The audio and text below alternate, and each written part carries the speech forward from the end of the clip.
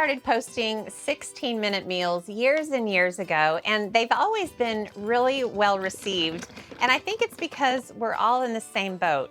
We don't want to spend a million years making dinner every night.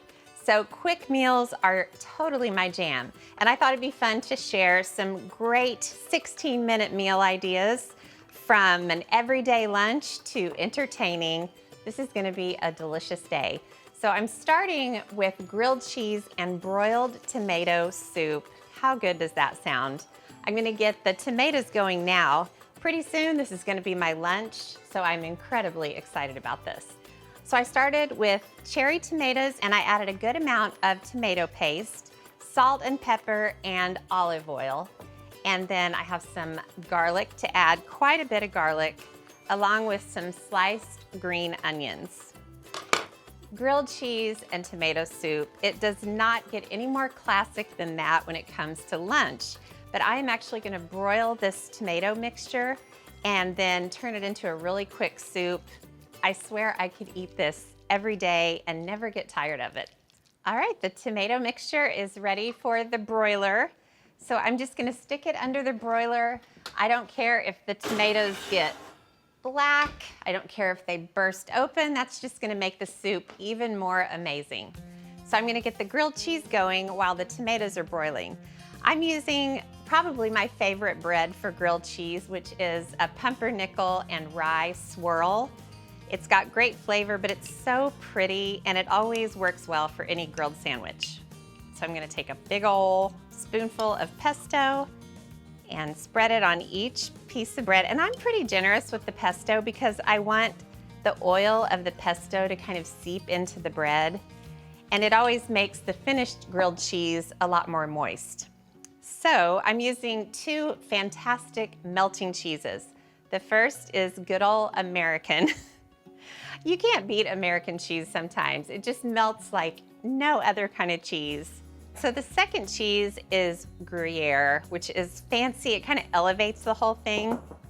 Very fancy cheese and very unfancy cheese. What a combo. And then two more slices of American cheese. Yes, please. And then I'll take this second slice of pesto smeared bread and plop it on top.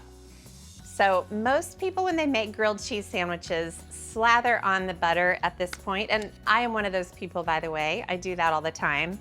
But I learned this trick a few years ago, and that is to use mayonnaise instead of butter on the outside of a grilled sandwich.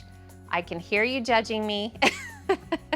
Don't judge until you try it. It makes the bread really crispy. It is so good. So I've got a little skillet that I've been preheating, and I'll put it mayo side down right in the skillet, and then take care of the top. But honestly, if you're feeling kind of indulgent or ornery, you can do butter and then mayonnaise. I won't tell anyone. Okay, got the top spread, and this is on pretty low heat. I'm gonna let it toast and let the cheese start to melt. And I'll bet those tomatoes are ready to come out of the oven. Take a look. Oh, yes, sirree. I'm gonna add a couple more things, some heavy cream, and I'm adding it now because it would have sort of curdled and ruined if I'd put it in under the broiler with the tomatoes this whole time. And then a little bit of balsamic vinegar. And love this trick, just take a sprig of rosemary and pop it right in, kind of nestle it in. And then this is gonna go under the broiler for another 6 to 7 minutes, just to finish off everything, get those flavors completely married together. So back to the sandwich. So besides eating a grilled cheese, probably my favorite part of the whole experience is flipping it over onto the second side, because I love to see what that bread looks like. Look at that. So I'm gonna let the second side grill away and get that cheese totally melted while the tomatoes finish broiling. I'll see you back here when everything's ready. This is a 16-minute meal, and the sandwich itself takes a lot of those minutes. Good things come to those who wait. You never want to rush a grilled cheese sandwich. You want to get that bread perfectly crispy, the cheese perfectly melted. So I'm going to grab the tomatoes. They've been under the broiler for the second stage. So I'm going to put this whole mixture into a blender. So it'll probably just pour in there, but honestly, oops, I'm going to pull out that rosemary. Caught it just in time. But how cool is this? You basically add the cream, and the combination of the cream, the juices from the tomato, a little bit of olive oil in there, turns into a very small portion of soup. So whenever you're blending hot liquids, you need to be careful not to fill the blender up very high at all. And this is perfect. So I'm just gonna pulse it. And it'll just take a couple of pulses. Look at how hot this soup is.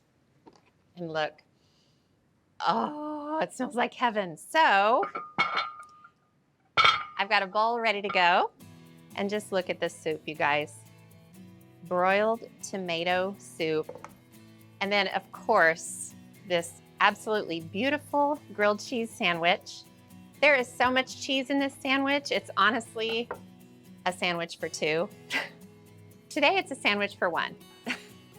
So the soup is perfect and ready to go as is, but I like to take just a little bit of pesto and just kind of do a little drizzle on top. You can swirl it in, but I'm telling you, it does not get any quicker or easier than this tomato soup and this grilled cheese. You got to make this sometime soon.